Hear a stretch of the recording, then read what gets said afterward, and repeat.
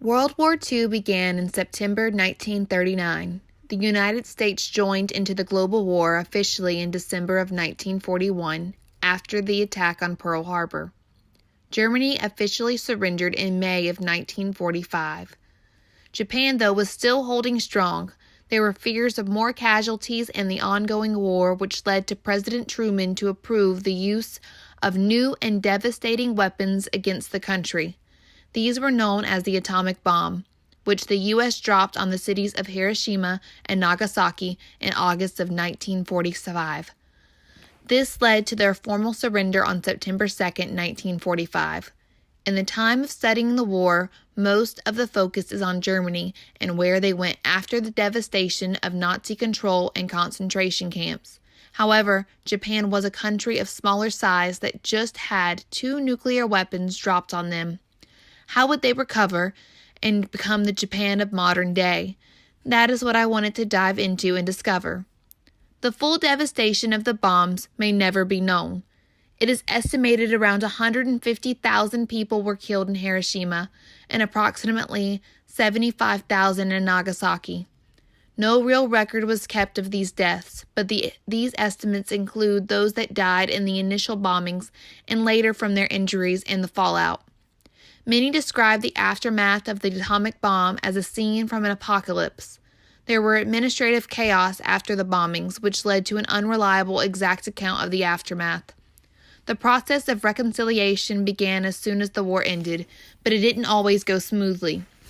It started with a series of wartime conferences with all the Allied powers. The leaders discussed how to disarm Japan and stabilize the economy. They also had to decide what to do with Japan's colonies, the big ones being Korea and Taiwan. The first phase was the United States occupying Japan for roughly 7 years. Japan also got a new constitution, and General Douglas MacArthur began to oversee the shift of the government. This allowed Japan's post-military and war crimes to be punished. SCAP dismantled the Japanese military and took power from the wealthy and gave it to the tenant farmers.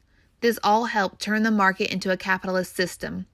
The biggest issue with the occupation was the U.S. military continued to grow while the Japanese were left vulnerable. 1948 was when the focus on Japan's economy and rebuild really began. The United States wanted to build up Japan's economy so they could stand alone. This was also to help decrease the possibility of the spread of communism, which often targeted weakened nations. This period is often referred to as reverse course. The outbreak of the Korean War finally gave Japan the opportunity they needed to start a small defensive military. Many Japanese citizens actually were against this because the peaceful nation had become a part of their national identity. Although it did allow the U.S. and Japan to be on the same side again, against North Korea. This also helped catapult Japan's manufacturing economy as they became the principal supply depot for UN forces. The Korean War was the advancement Japan needed to become a standalone nation once again. Finally, around 1951, the political and economic future of Japan was firmly established. A formal peace treaty was signed to end the occupation of Japan. Communism became a much bigger threat to the U.S. than the militarization of Japan. The two agreed that Japan was a sovereign country. The U.S. would maintain their military bases and protect or provide security. Japan had what it needed since the end of the war, their own identity. The Japanese stride in manufacturing from the Korean War did not stop. It in fact would be the continued boost the Japanese economy needed. Japan began manufacturing cars. These cars were smaller, cheaper, and more fuel efficient. The United States economy was weaker than it had been, and the Japanese cars became a preference even to American consumers. By the 1980s, it had become the second largest economy. Japan also strictly opposed communism and the Soviet Union. Japan had to work hard to appeal to American citizens who were afraid Japan was coming for their jobs. Japan increased the value of the yen, the Japanese dollar. They set up American-based factories and provided more American jobs, therefore helping the American economy as well. Japan no longer had to suffer from the war of the past. They had their own identity, a thriving economy, and a working government.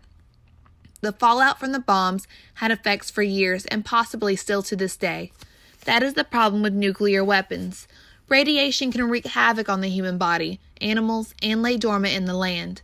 They had to handle their dead, injured, and structural devastation.